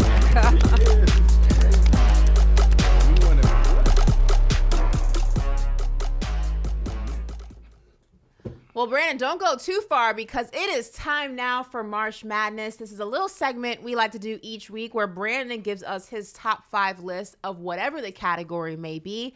And this week, it's all about Brandon's top 5 NFC contenders. Now, there are a lot of heavyweights in the NFC that have a shot for the Super Bowl. Is there? That are trying to make the Super Bowl. And it is now time for Brandon to list them in order of who has the best shots of them all. So, Brandon, the floor is yours. B-Flow, get your paper ready because I know you're going to be ready to disagree with him. And action. Here we go. This is Marsh Madness, not March Madness. How did I mess up my own branded segment? Thank you so much, Brian, for creating this for me because y'all know I like to talk. And this is a segment where Ashley never cuts me off because she know it's all about me. Yeah, I have the cutting off problem. So listen, when I'm looking at this, right, I wasn't super excited about this. Brian's like, bro, give me your top 5 NFC teams, right? Contenders. And I'm like, I'm not really feeling the NFC. I feel like all the action is in the AFC. We know about the Philadelphia Eagles. We kind of know about the 49ers. We kind of know about the Dallas Cowboys. And then it's like you look at the NFC South. Is anybody excited about the NFC South? Is anybody excited about the NFC South? NFC North, the Detroit Lions. Phenomenal story these last couple of years. Coach coming in. He was my coach when I played for the Dolphins and doing a tremendous job. But are they really that team? I don't know. But look, here we are. We're doing it. We're in week 10. So I'm going to start with number 5, the Saints. What? Let me tell you why. Listen, the New Orleans Saints? Ashley, they're winning their division. There's the Atlanta Falcons, Tampa Bay Buccaneers, Carolina Panthers. If I didn't put them in there, I probably would have got a lot of pushback. Brandon, how you not put anybody in from the NFC South? I'm not excited about it. I just said that. I'm not really excited about the New Orleans Saints. Are we good? Are we not good? Are we going to make a run? Are we not going to make a run? Derek Carr, what's happening? Are you going to get it done or not? But you had to go with the New Orleans Saints because they're winning their division. But what I believe is going to happen, they'll get into postseason, and there's going to be a team, maybe a wild card team that probably knocks them out, okay? So that's my 5th team. And wait, just hold it. Number 4, this is a team that could potentially turn it on. You know, their defense, you know, they had a legendary defense back in the past, and then they let go of everybody. Guys got hurt. Guys got traded. Guys got old. And then they were in the bottom of the barrel for a while. Everybody knew what they were doing. They were so predictable. Now they have a really good defense. But now the guy that said everybody wrote them off, but he ain't right back. He got to get this offense back on track. And that's the Seattle Seahawks at number 4. The Seattle Seahawks is my 4th NFC contender. And then number 3, you have the San Francisco 49ers. And this is where it gets really interesting, guys. And this is where the debate really can start, okay? Why the San Francisco 49ers here and not the Dallas Cowboys? The Dallas Cowboys, number 2. And then you have the Philadelphia Eagles, number 1. And we should have had a big space in between 1 and 2. Because the Philadelphia Eagles showed Ashley and the whole world how good they were. The Dallas Cowboys came out and gave their best shot, and they still came up short. Coach called his best game ever as a play caller and still couldn't get it done. So this is Brandon's Marsh Madness top 5 NFC contenders. Any debate here? How do you have the Saints on this list but not the Lions? Like how the Lions lost 2 games. How this the year. hell does that work? Only 2. Let me tell you why. Let me tell you Please why. tell me why. And they What? beat Kansas City. Let in me tell you Kansas why. City. Like, Let me tell you why. I gotta see what happens next. I gotta see what are happens you next. doing? They've lost 2 games. I gotta see. I gotta see. Week I gotta see 10. what happens next game. I gotta see what happens next game. so you got to see what happened with the Lions, but you don't got to wait to see what happened with the Saints. Like you sold on Derek Carr and the Saints. That's what you told me. They've lost 2 games. It's week 10, and you have the Saints on this list, but the Lions you don't believe in. What the hell have the Saints done that make you believe in them over the Lions? I know. Listen, they went out there. What are they coming off a bye? I don't know if they've been sleeping. They've been on a bye. I forgot about them. I forgot about the Lions. They were out there on a bye, I believe. And so we weren't talking about it. You just said it. Nobody talks about the Colts. Nobody talks about the How do Lions. you have more faith in this? Even if you listen, I'll play devil's advocate and let's say, oh, he forgot about the Lions. Don't believe him, but he forgot about the Lions. How the hell do you have the Saints above the Vikings? The Saints above the Vikings? Are you believing this? Are you believing Josh Dobbs is going to come in and hold it down? What have the Saints done that you put so much emphasis? They're just winning the division. They're winning the division. And I know I should have the Lions. What are we but doing? I fell asleep on the Lions. The truth of the matter is this. Let me tell you. The truth of the matter is this. Y'all can debate. I'm going to apologize for not having the Lions up there. Okay? When I'm wrong, I know I say I'm wrong. But everything else is not debatable. Well, okay. This is how this list should have went, right? Okay, tell me. It should have went. I'm going to tell you how it should have went. All right. So the Seahawks should have been at number 5, right? Okay. That's fair to say. I would say I will move San Francisco down to 4. Yes. The Lions at 3? The Lions at number 2. Oh, you're an asshole. The Cowboys at 3. Cowboys at 3. The Lions at number 2, and Philly at 1. That's a flawless list. All right, I got it. I gave you the games floor, and this that's how year. you do me. I gave you the floor, and that's how you do me. Jared Goff give me your Cut 5. his mic. Please cut his mic. So okay, I like that. Give me your 5, Ashley. For me, Saints aren't in it. I would go, I'm 50-50. I'd probably split 5 between Seahawks and the Vikings.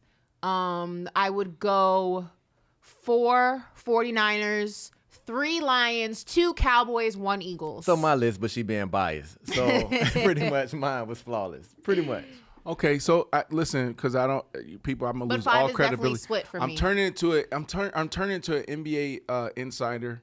I'm really excited about NBA season, so I do want to say this before I go viral for the wrong reasons. The Lions should absolutely be on this list. The Saints, like what the hell? Yeah, I know. Where did they even come from? On this list. I don't know what happened. I don't know. My fingers sending this message back to Brian. I don't know what happened. But you do have to put the team, and that's why the Lions have to be on there, and they are in a prime position. But you have to put the Saints on there because they're winning their division. You don't. You talk about contenders. Their division is contenders. Contenders. I don't want to. I want to say what I want to. Their division is not great. That's the political way of saying it. I look at the Saints like I look at the Commanders. Like y'all just out there, like just try to win, I guess. But contenders.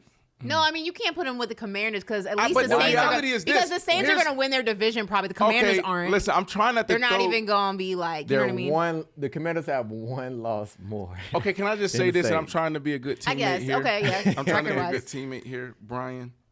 Did he bully you to making this list? Listen, let me show you my text. Look, what does it say? Look. What did it say? I misspelled this. What did it say? I'm really into it, but. I'm really not into it. That's what I meant to say. Oh, well, you shouldn't have hit that typo. And then Brian said, okay, what about QBs you trust most in the NFC? And I said, don't blame Brian because your list you're really trying to walk this back. Don't blame Brian because your list ain't it. Well, because here's what I was going to say. Nobody should have put this list together. This Jared Goff in the top 10. Okay, You don't like the bus, Brian. I'm sorry. I'm so sorry. I'm so sorry. But here's my thing. There aren't 5 contenders in the NFC. The only contenders in the NFC might be 4. The Philadelphia Eagles, Dallas Cowboys, San Francisco 49ers, and the Lions. That's it. That's the reality. But, when you look, I don't know what happened. I had the kids yesterday. I was driving. There's a lot of excuses for your crappy list. This list is all messed up. This is the worst. A lot of excuses for your crappy list. Can we forget this segment ever existed? This particular one. We can move on now. Can y'all give me grace on this one, please? This is pretty bad, bro. Okay. It's pretty bad. Okay. I'm going to go ahead and switch gears and save Brandon. I mean, to a degree. Thank you. To a degree. I'm not gonna fully save you. I'm gonna throw the little lifeboat a little bit, but I'm gonna take it back too, because we're gonna move on and talk a little Jets, Jets. And the Jets are having one of their worst offensive seasons in franchise history, which is tough to say because the Jets have been struggling since as long as I've been born, but I digress. And yet Zach Wilson remains the team's QB1, and it has been that way since the first quarter of week 1. So why does Zach Wilson still have the job? Well, listen to Robert Saleh when asked that very question. You've got Trevor Siemian in your building. Why not give him a try? No, I got you. No, it's again a fair question, and it's like I said, he. I don't know. You got me. I'm gonna plead the fifth on all this one in terms of just. I kind of explained it, respectfully, obviously, but it's they're valid questions, Bud, and I know from a passionate fan, from fans who are passionate, all having the same questions. I respect it greatly. But I've got to look at it from a global standpoint and just see where we are and look at the all 22 the best I can and make the decisions as best as possible. So I gotta say, not a great answer. Yeah, that was tough. If I'm Zach Wilson and I'm hearing that, it's not quite what I wanted to hear. If you want to go ahead and read in between the lines, it kind of sounded like Robert Saleh said, it's not my decision. If it were. That's what you took from that? That's what I took from it. It kind of took when he said, like, well, why not go to Trevor? I plead the fifth. It sounds like, he's talking about the way it works and, he's got to look at it sounds like, bro, it's not your call to make. That's what it sounds like to me. Maybe I'm reading too much into it, but pleading the fifth is like, you might as well have just not. I would have preferred him to lie. Well, it's interesting, Ashley, because I didn't take it that way. I took it as like he wasn't prepared. He didn't think that question was going to come that way. And it's a little shady. That was bad.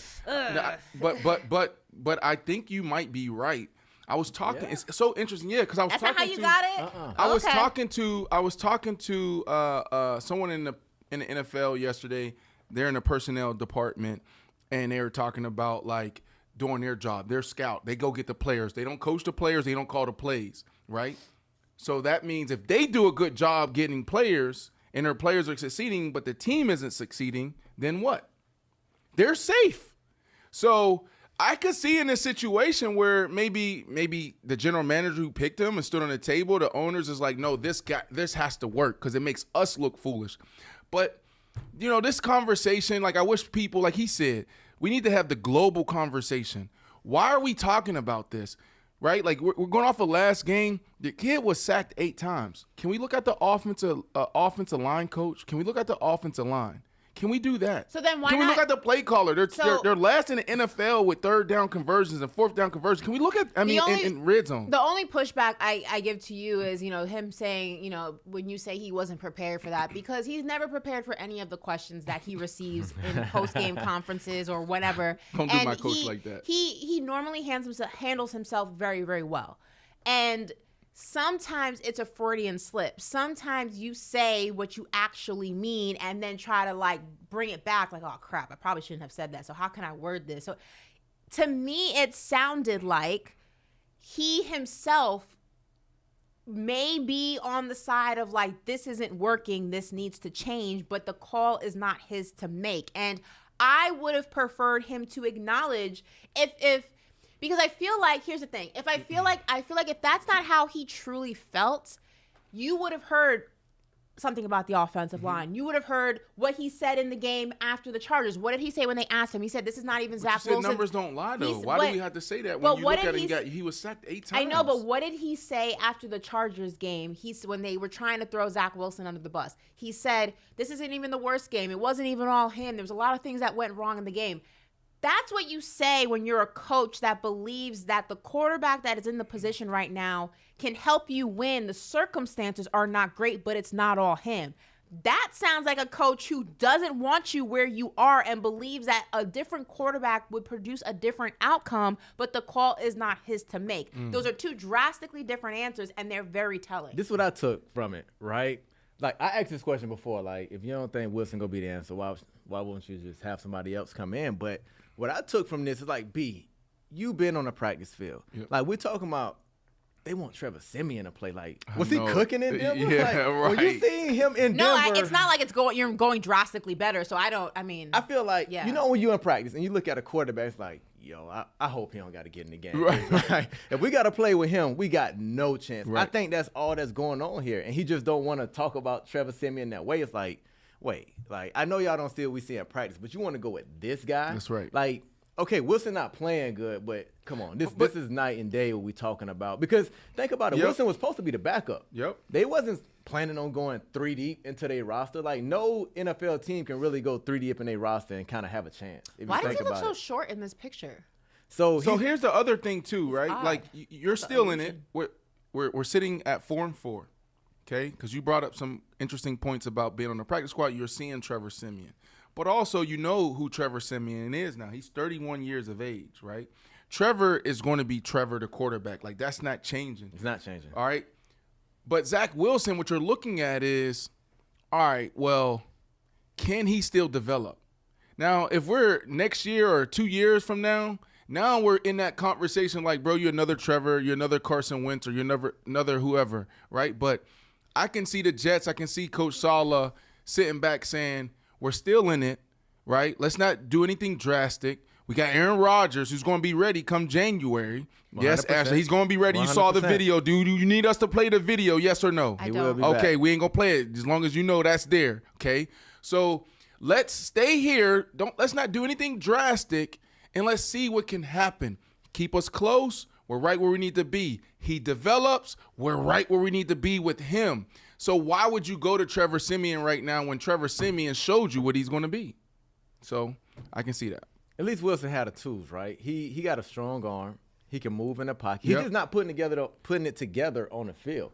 Like, he has the tools to be a good quarterback. He is their first round. It's like, I wouldn't go to Trevor Siemian either. Like, I would definitely have no chance. But you know what I did when I was watching the game, and I told you. So, okay, real quick. So you're saying when Saleh said plead the fifth, it was more because he didn't want to say how he really felt about Siemian versus Zach Wilson. Is that the way you took it? You want me to go to him? Like, really?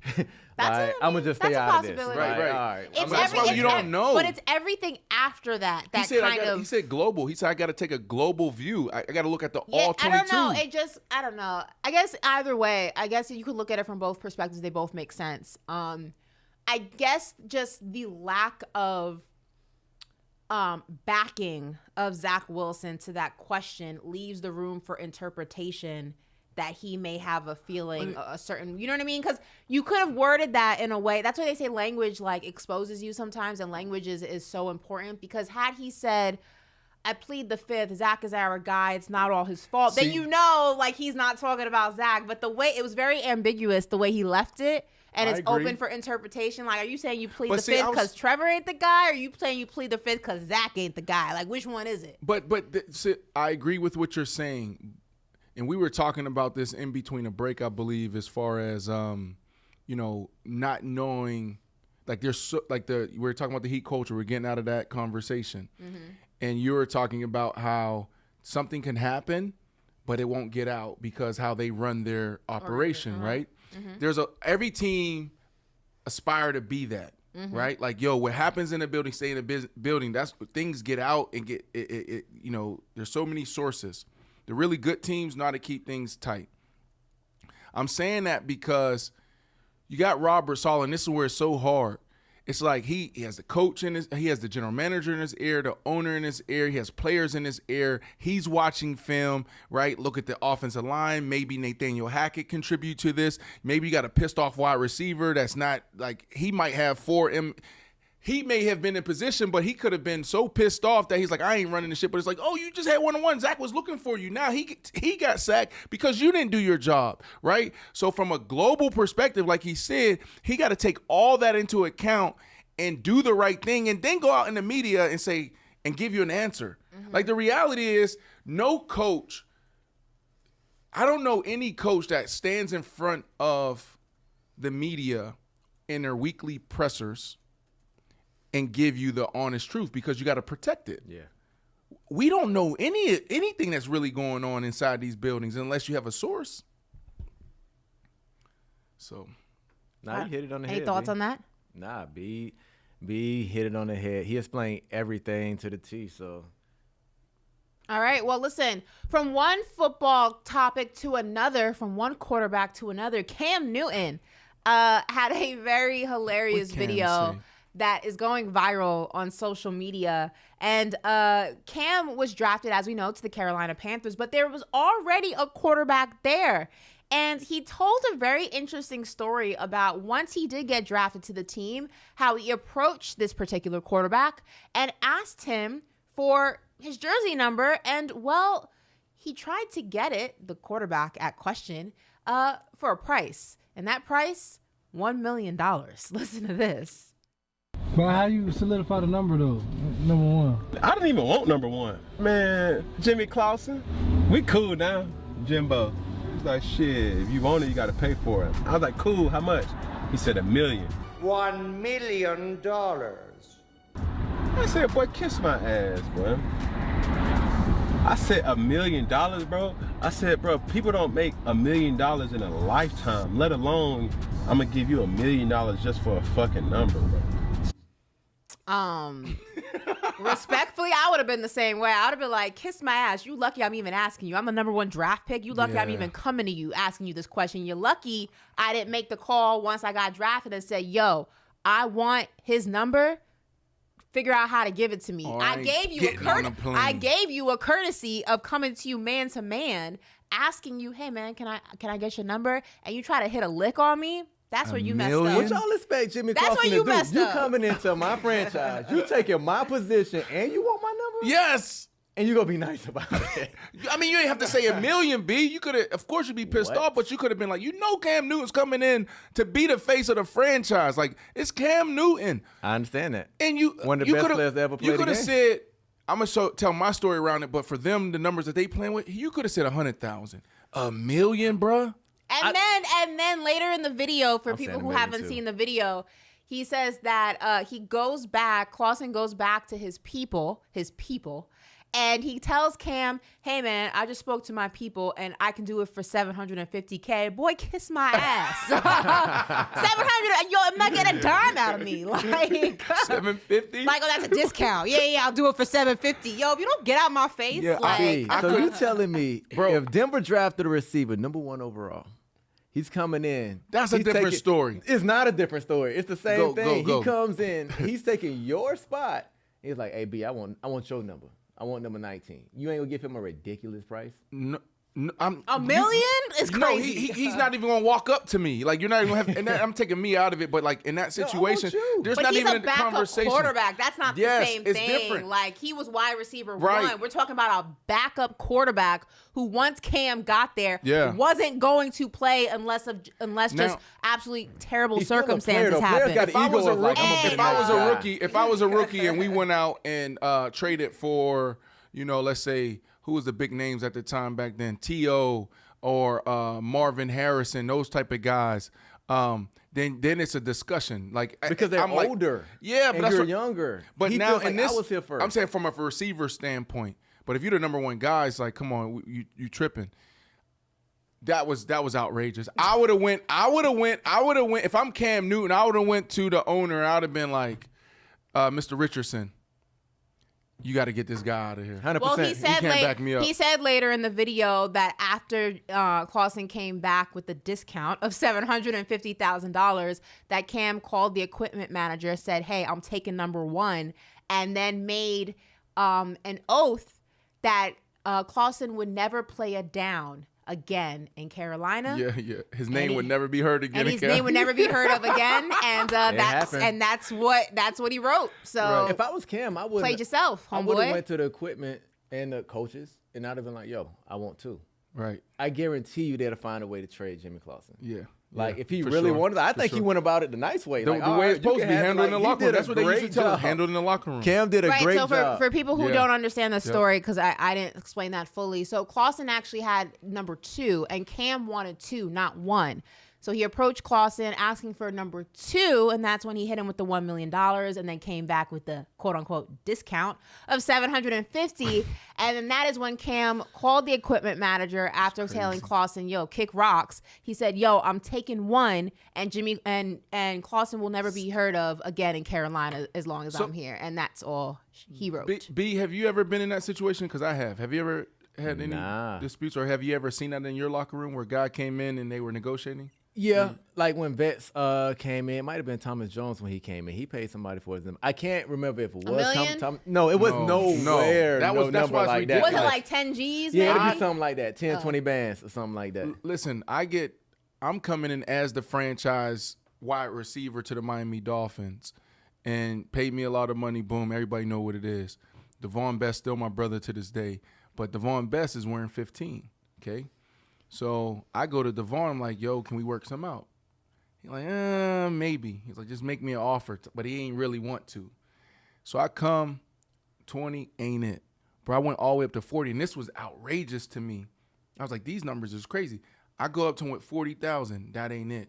All right, 40,000 in my iced out Breitling watch. Nah, that ain't it. 40,000 in my old school, my yellow car.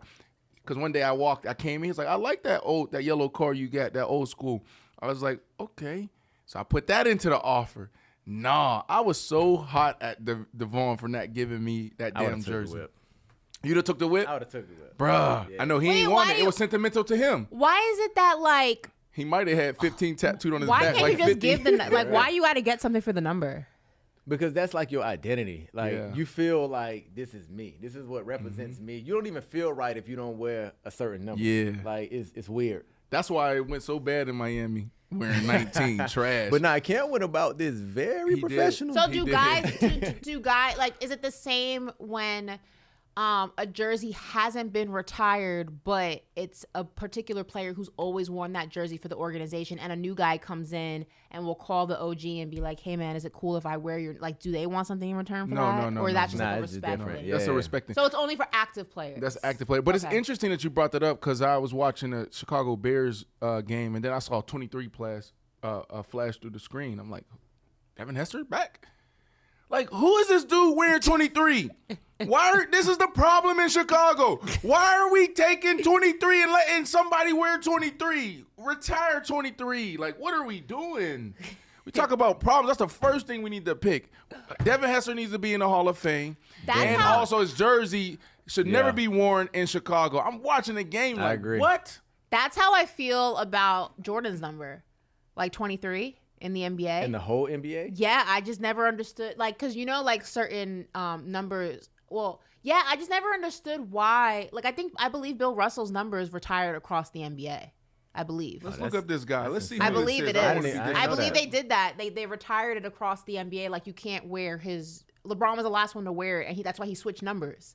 So I just feel like Jordan's number, I don't know, I just feel like nobody should ever wear 23. Johnson. That's just kind of how I feel. But yeah, 23 in football and basketball. No 23. So it's no basketball player in the league wearing 23 They recently did it. now. That's why LeBron switched his jersey number, because they retired. I thought he did it on his own. No, they retired the number for Bill Russell. I believe Wow. universally across the league. We can check that, but I'm pretty sure that's why LeBron changed his number. So yeah, they did retire Bill. The chat saying that, yeah, that's right. They retired Bill Russell's number across the league. So I just feel like they should do the same in with Jordan. For MJ? Yeah. Then you got to go with LeBron. I agree with Ashley. LeBron's there. still playing. I agree with Ashley there. But Ashley, before we move on, can I One say more something? thing, the show's almost over. Go ahead. What do you got? So number 23 for the Chicago Bears. No disrespect, you work your ass off to get to this point. But it's Roschon Johnson, if I'm saying his name correctly. I mean, 6 yards, 21 yards, 19, 13, 38, 32, 20. Why he catching it straight right I now? know. Why this man catching it straight? Why is he catching it straight what are right we now? doing, Listen, Chicago? We're not doing that. We're not doing that. But no, it's not about him. It's just like if I agree, it should be retired. Right. Like if I'm 15 And if I go into Kansas City, I'm talking about me. Like, I'm coming up now, and I'm that guy. No, I can't wear Patrick Mahomes' jersey. Like, what are we doing here? What are we doing? Well, what we're doing here is closing out the show. Listen, if you are listening on SiriusXM Faction Talk 103, we thank you so much as usual. If you are watching on YouTube, we thank you so much. And if you want to check out all the craziness that goes on live in studio or any of the interviews and segments that we do, make sure you head over to the I Am Athlete YouTube page and check out all of our social media channels. Until then, see you guys tomorrow. 23 in Chicago.